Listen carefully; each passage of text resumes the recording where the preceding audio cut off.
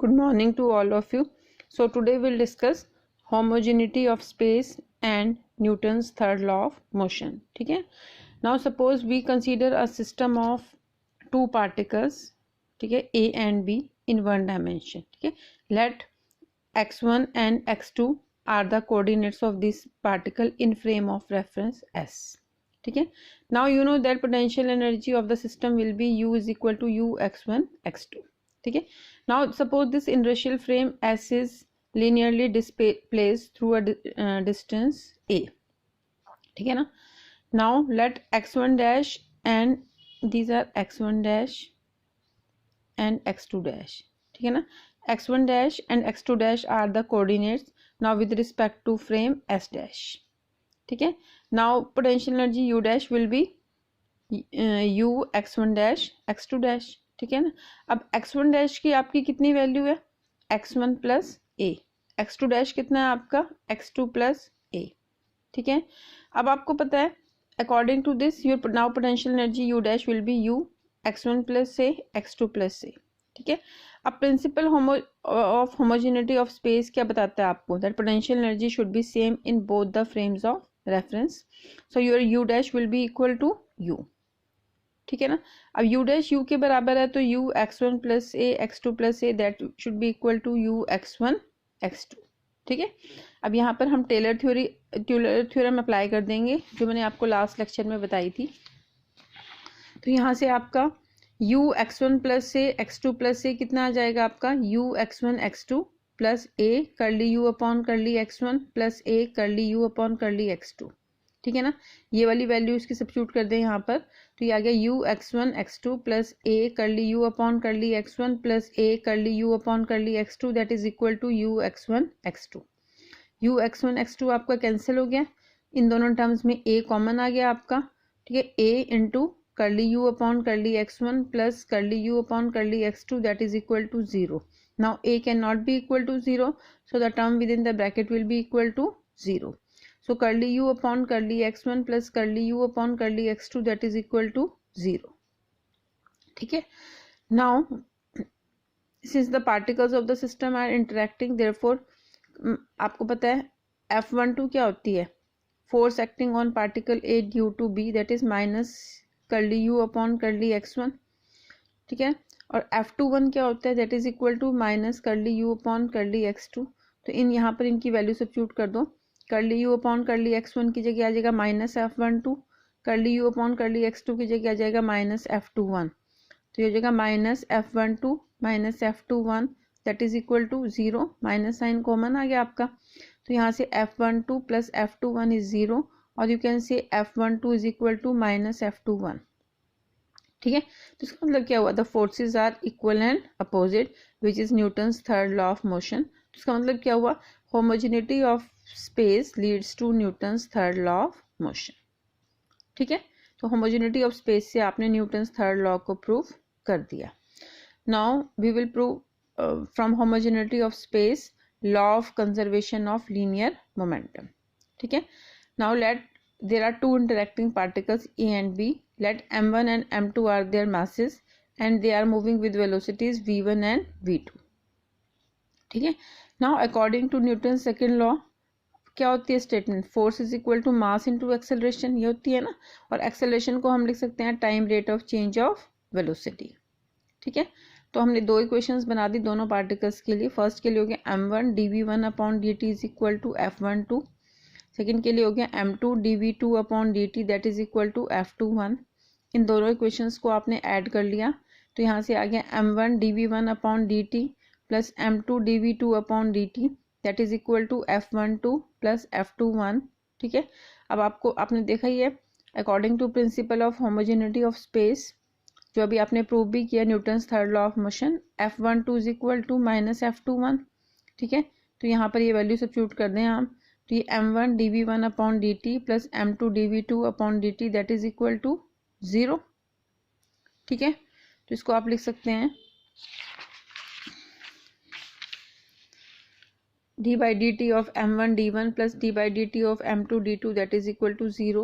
d by dt आपने common ले लिया तो यहाँ से आ गया m1 v1 plus m2 v2 that is equal to 0. इसको इंटीग्रेट करेंगे तो क्या आ जाएगा, m1v1 प्लस m2v2, ठीक है ना। कांस्टेंट का ही इंटीग्रेशन आपका डिफरेंशिएशन 0 होता है ना, तो ये वाली टर्म क्या आ गई, कांस्टेंट, ठीक है। इसका मतलब linear momentum of particle A plus linear momentum of particle B, ठीक है, दैट इज कांस्टेंट, ठीक है ना, if no force is acting on the particles. तो ये क्या आपका, this is law of conservation of linear momentum, that total linear momentum remains conserved in the absence of external forces, ठीक है। अब नेक्स्ट हम डिस्कस करेंगे homogeneity of space and conservation of linear momentum, जो अभी हमने डिस्कस किया इन vector form, ठीक है, ठीक है।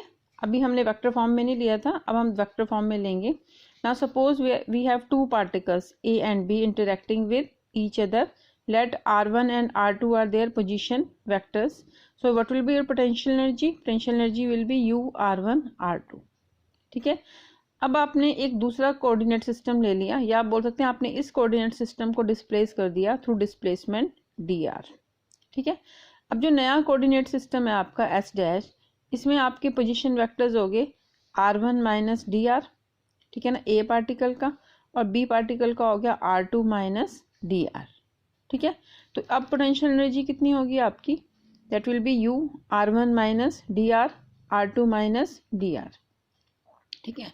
Now according to the principle of homogeneity, u r1 r2 that is equal to u r1 minus dr r2 minus dr, ठीक है।